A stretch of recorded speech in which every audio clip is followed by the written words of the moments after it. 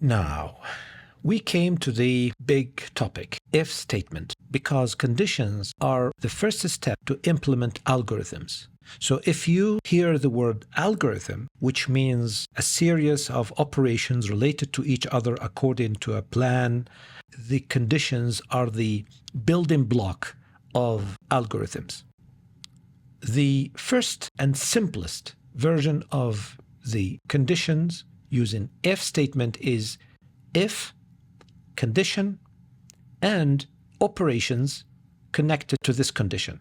That means if the condition is true, so the operation or the series of operations are executed.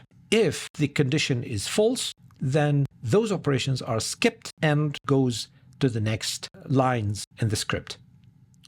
If we define x, let's say 6, and we construct this condition, if x is greater than 0, print 1 over x.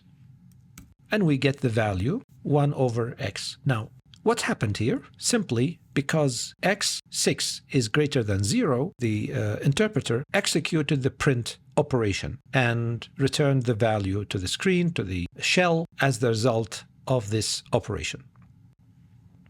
If we try another value, let's say 0, and just we click and press enter, and then enter again, equals to 0, enter.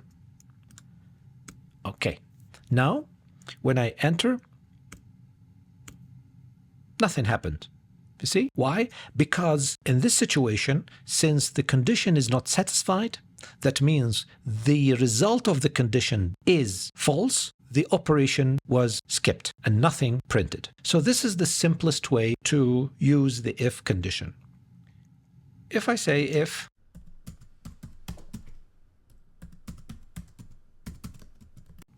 notice here, when you print the next line after the condition, by default, the interpreter or the editor will jump one tab to the right. In order to include the print inside the if, it must be indented with one tab to the right. This is a rule in Python in order to define statements or the operations connected to that condition.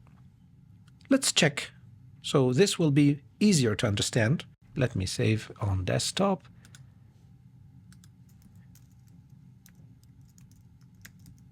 Conditions, save, and run.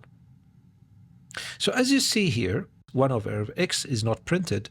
Why? Because as you see on the flow chart, the result of the condition was false, so we directly went to the next line after the condition. But if the value, for example, 100, and then we run the code, now you see the result is printed and then went to the next line after the condition. Now we have another structure which is called if-else structure. Now if-else structure, else is optional, but it could be added if there is another set of operations that should be added to the code if the result of the condition is false. We can check this with this simple example. Let's try it on the shell first.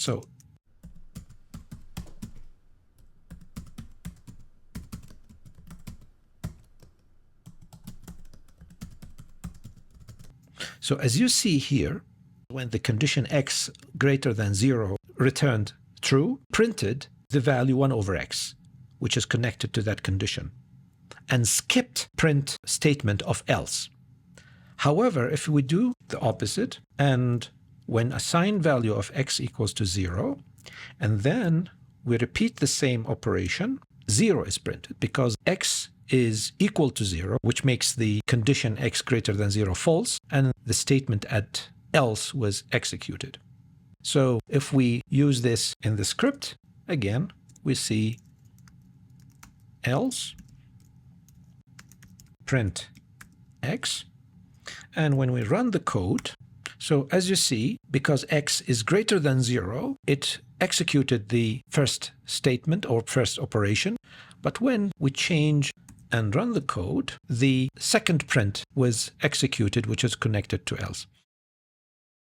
If we have one operation, only one operation, or one statement after the if or else, we can write them in line. So that means we can make it this way: print